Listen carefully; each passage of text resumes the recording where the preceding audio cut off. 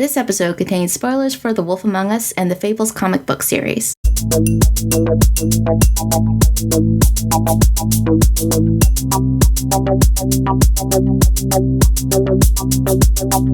Welcome back to the Push to Smart Water Cooler. We're returning to Fabletown once again for the fourth episode, In Sheep's Clothing. In this episode, Bigby hunts down the elusive Crooked Man for answers, having to face the fact that the Crooked Man's organization might not be that different from his own. So yeah, we start off with Bigby getting patched up by Dr. Swinehart. It's kind of anticlimactic, but there is a lot going on in those conversations between Bigby and Snow. So in our previous episode, we got a really good comment from a guy named Drew Franzblau, who mentioned that he hoped that we kind of talked about Auntie Greenleaf and the situation between Snow and her. And Drew was hoping that Snow's ideological blind spots would be touched upon in further episodes and that it wasn't just kind of a throwaway thing. And immediately in the episode, we realize that they are very much going into her philosophies. And that was something that actually, I'm so glad that they did it, but it did not make me like Snow very much. Which I think there's value in that. It's very obvious that she's not going to be the Snow White savior. Right. Again, I think there's value in that. And one of the things that I thought was really interesting kind of about the conversation that Drew brought up was the idea that I've been approaching this text knowing the comics, knowing Bill Willingham's more conservative views and the way that it kind of leaks into the text. And usually, you know, that whenever he tries to get political in Fables, there's kind of this, like, your eyes roll back into your head as far as they possibly can go. But, you know, that is always at the back of my mind while I'm playing this and knowing, okay, Bigby is a creation of this universe. He would probably go with this. But I think the potential to kind of identify with Bigby more and maybe push back against the text is really interesting. And this episode, with really trying to explore the difference between the haves and have not and the different kind of layers of classism that exist in Fabletown, really provides for the first time, really the kind of chance to maybe do that and kind of muck around in what this means for this universe. But since I went in from the perspective of like, okay, I'm going to play as Bigby as he is written by Bill Willingham, I got really frustrated. And I feel like there were things that maybe would have been more dramatically or narratively satisfying if I had just kind of rolled with it than trying to meet these beats that I anticipated. So like with Colin, that becomes like the big sticking point for this first part. You have to decide whether or not to send him to the farm. I was playing this scene feeling kind of strange. It's like I feel like I just had this exact same conversation with him in the first episode. And my Bigby, as I anticipate, kind of according to the Willingham canon, would not budge on this. But I can see why if I had come into this fresh, or if I had come into this wanting to challenge the text, then this would have been kind of viewed in the context of, we see kind of Snow, as Drew's comment outlines, maybe not being as big of an ally as we thought she would be. And this is kind of, with that in mind, what side are we going to take? One of my sticking points that, because of The Walking Dead, something that really sticks out to me is that this game is a lot less diverse than The Walking Dead. Yes, that's true. So you don't really get a lot of racial implications or anything, but I am glad that they're at least doing class. I think that's really cool, and especially a game that's so narratively driven, you kind of get to look at that. But I don't know, like, after the kind of big, almost not blockbustery, but big action sequence of the cliffhanger of the last episode, I was not prepared for these conversations.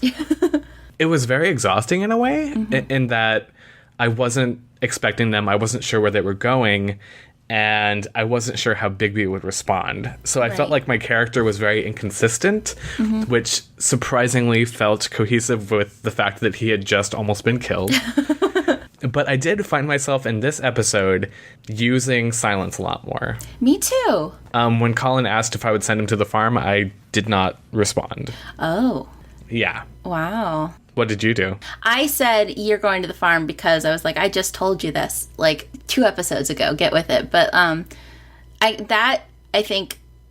feel like using silence, that's a very good place. And it probably worked quite well because you have almost the exact same conversation pop up later in the episode with Toad.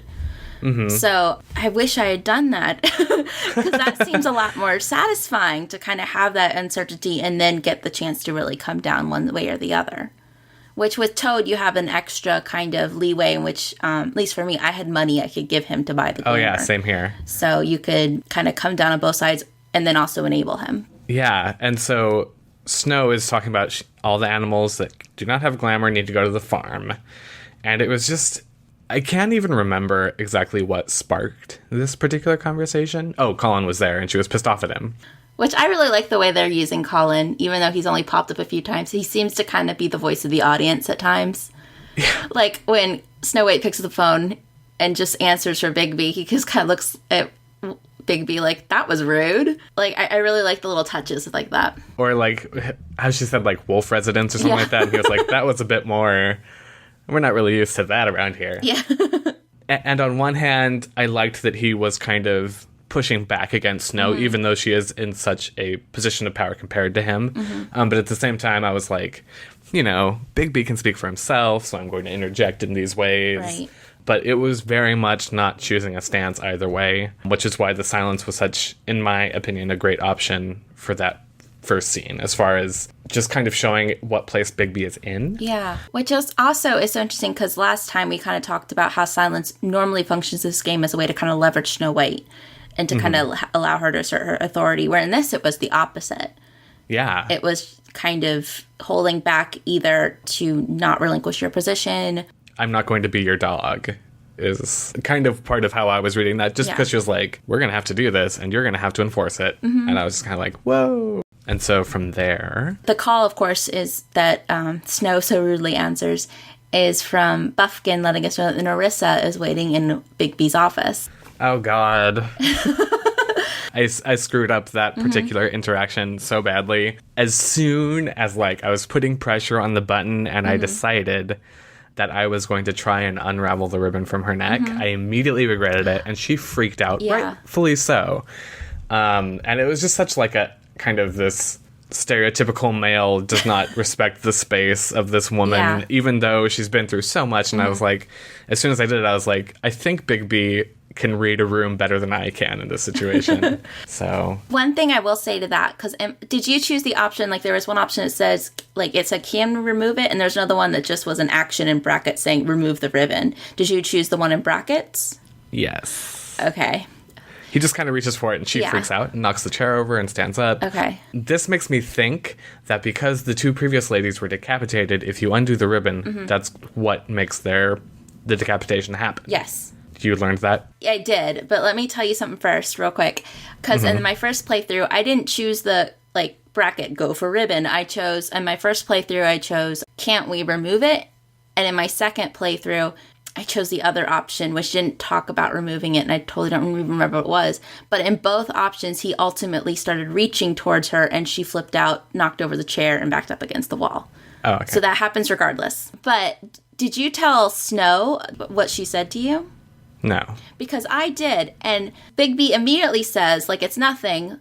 Like, she can't remove the ribbon, because if she tries, that's what happened to Lily and Faith. And he kind of makes a motion, like, at his neck, like, that's what did it. So he just figures this out? Yeah, he just figures it out and states it, which was kind of anticlimactic. Yeah. It just kind of moves on. Like, I mean, I think we all kind of figured it was probably something like that. Uh-huh. But it just kind of goes with it, and you're like, oh, okay, we're on board. Okay, we're going forward. We're not going to take a minute to let this sink in? Okay, moving on. Speaking of class issues, then we go to Beauty and the Beast. Yeah. Which I no longer feel that bad for them. Yeah, that was kind of interesting, because so far we've seen either the really haves or the really have-nots, and Beauty and the Beast, we've only seen them kind of struggling to get by, looking for jobs and things, and now we get to their apartment, and it is decked out, really extravagant. And we see why. Yeah. They're struggling, but it's to maintain a lifestyle that they're living above their means. Exactly. They're not really trying to make ends meet. I don't know. As soon as that happened, I was like, well, fuck, I can't help you guys. Yeah. But there are actual people who need this help. Yeah, definitely. Though it's interesting because it kind of ties into that whole thing with Auntie Greenleaf, because we talked about how that tree was her identity. And for them, That's as true. Beast explicitly says, we were royalty. This is making it home, which is really easy for us to be like, yeah, huh? And you look at all, the women that are forced into prostitution down the street, blah, blah, blah. But it is kind of showing different ways in which, Fabletown is really struggling, and the people of Fabletown are struggling to retain their identity. Exactly. So what did you respond to them then? I told them, I think I said, I'll take care of it. I think that was one of the options. I think I also did silence for that part. Think about what you did. Exactly. It was just kind of like, but I didn't actually think of how it ties into their identity, which is a good point. I don't think, it doesn't justify them living well above their means, but yeah. It still adds a bit more of a difficult layer to it. Mm-hmm. And then that's when you have to choose to either go to the butcher or the pawn shop, which I think we chose different ones, which is very exciting. Which one did you choose? Yeah, because we didn't have to replay. I chose the butcher shop because they mentioned that Bloody Mary frequents there, and I was like, so long as I can meet Bloody Mary again, let's do this. I love how she's being used in this episode. Mm-hmm. She's like a boogeyman. I love it. So what made you go to the pawn shop? I chose the pawn shop because it seemed more direct, because the butcher shop, it was more like, well, she's sometimes there and I run packages, whereas like the pawn shop was like, she was there, she got the axe, and then there's this other potential contact there, Jersey, who I love. So I was like, okay, I'm gonna go to the pawn shop first. Tell us about what it's like going to the pawn shop as your first option. I'm really interested to see how these differ. But you walk in and Toad is trying to sell Wait, Toad is there? Yeah, already different. And I played this in my playthrough where I took Woody as my prime suspect. So I don't know if that also affects things. So I go in and Toad is trying to pawn off Faith's coat to Jack. And Jack is just like not having it because it's an ugly donkey coat. So that also kind of starts it. You get to talk to Toad about getting a glamour again, and then he flips everybody off and leaves with his donkey coat. And then you have to question Jack. Of course, Jack is playing dumb for the most part. Oh, you get to question Jack? Yeah. Was he there when you were there? As I'm entering, he's leaving. Oh, because interesting. The Woodsman and Jersey Devil are getting into an altercation over his axe. Interesting, because when I was playing, because Jack is running the store, I start questioning him. Jack is... Oh, there I am. He's identifying with Bigby. We start questioning him. I'll just say we. We're in this together. And then Bigby's allowed to kind of search the store. Jack is adamantly denying that the Woodsman's axe was ever there. But, of course, you find the display case where it is there. And while you're really starting to put the pressure on Jack, you hear the Woodsman and Jersey coming up to the door arguing. They come in. Jack sneaks out. The altercation, I'm sure you saw, begins. I want to add first that I love Jersey. I love how much fun they're having with these new fables. Mm-hmm. I love that he comes in looking like this totally stereotypical, like sleazy Jersey guy, and then he just transforms into this disgusting monster. Mm-hmm. And that whole fight was just amazing. I love it. Was that was actually fun? Yes, it was. Way.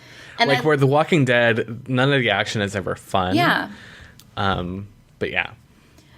Even they had obviously a lot of fun just animating it too. I don't know if you had this, the Jersey Devil has pinned down Woody and Bigby just comes over and kicks him off of him. It was just such a big sweeping motion. It was just so fun to watch. And then at the end, I'm not sure, probably you could do it too. Throwing an anvil on him. Yes. Just I was like, there are two options, and one of them is ridiculous. I'm going with that one. Exactly. Though I did like that the other option, I think it was a sculpture of the Headless Horseman.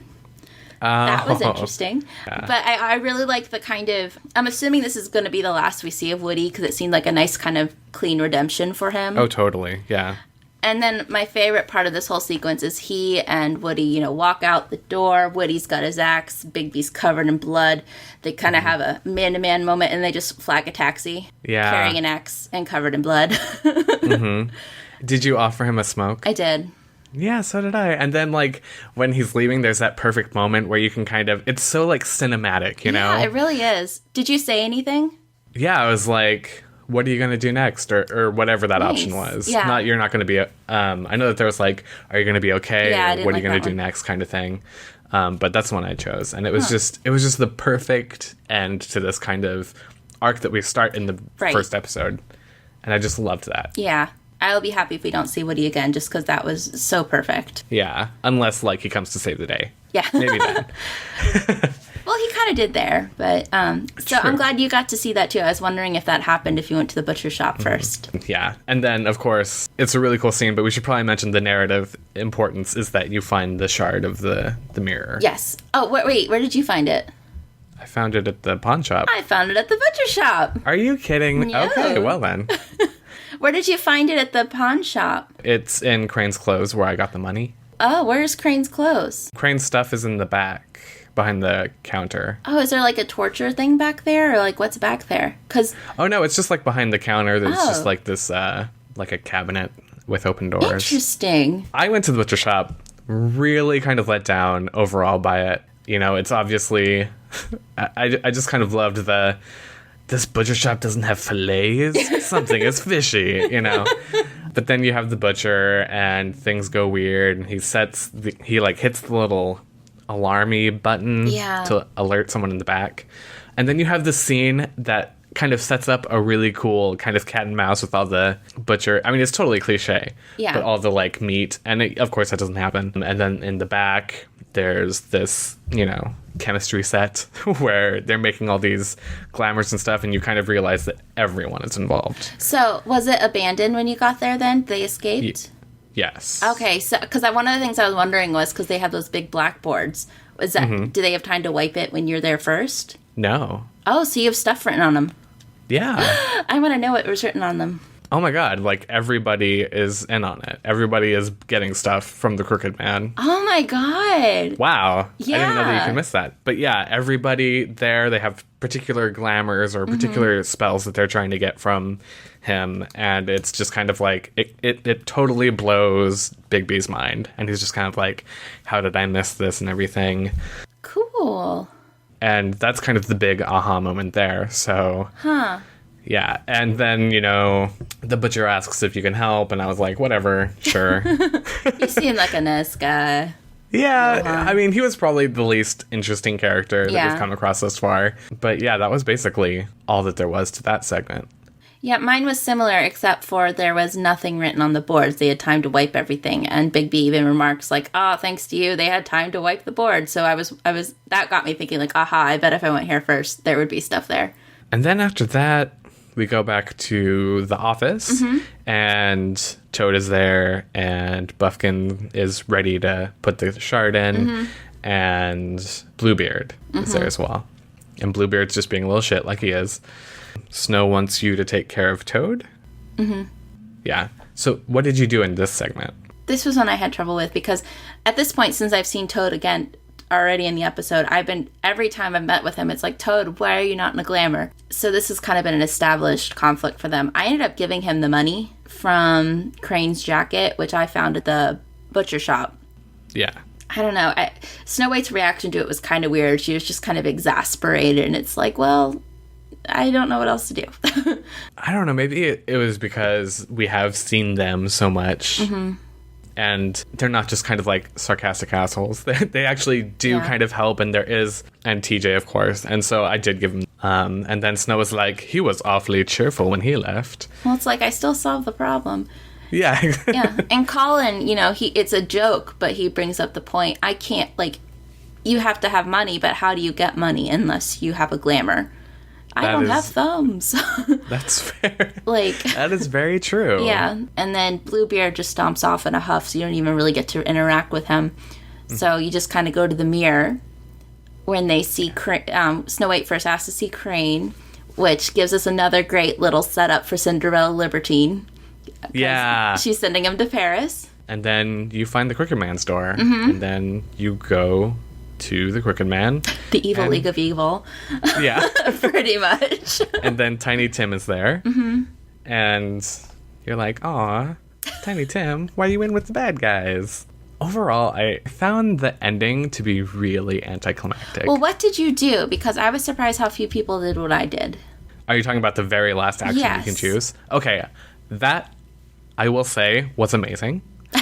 I chose to light a cigarette, and it was the most cinematic, perfect thing in the world. Oh, nice. It was the perfect ending to the episode, but I think everything leading up to that point was just kind of like, Yeah, it was very strange. And as soon as like the episode ended, I went to the Fables, Book of Fables archive thing, and I was like, okay, can you tell me who this guy is? Because I still don't get it. Yeah. And no, it doesn't tell you. I thought it kind of described something about him. Maybe I'm conflating it with what I read in the wiki. He like gave up his family, like killed them out of greed or something to that effect. I was just thinking because like Tim seems to function to, if not humanize the Crooked Man, then at least kind of set up the last bit of that parallel. Like, you guys might not be that different, these organizations. You just serve different needs. But then you go to the Fable entry and he's like, he killed his family. Like, whoa. He is not a good guy. Yeah. You are actually quite different. Yeah. The end. Which obviously everyone's kind of forgiven of their past crimes once they enter Fabletown, but still. So what did you choose as your very final action? I chose, okay, let's talk.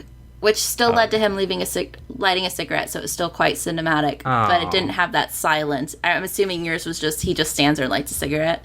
Yeah. Which is awesome, because he says, okay, you got me here, let's talk. Then he lights his cigarette, which I think was still not satisfying, but I like the idea of, like, just the silent. That was one of those few times where I, like, punched the air, because I was like, yes, I made the right choice. Finally. Yeah. I was kind of surprised that, I don't know if we know her name, the woman from the Pudding and Pie. Yeah. That she was there. You know, when I was playing the episode, I was just kind of like on it. Yeah. But there were definitely parts that I loved, Yeah. like we've discussed throughout the episode, so I won't recap. But I'm really curious how they're going to wrap things up. And I'm also very curious if they're going to go past one season, especially with Fable's ending. Cinderella, make it about Cinderella. I know, that would be so cool. By going to the pawn shop first, you have another Cinderella reference.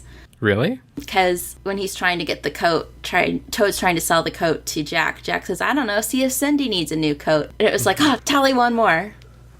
Choosing to interpret that as evidence that she's going to show up in a later season.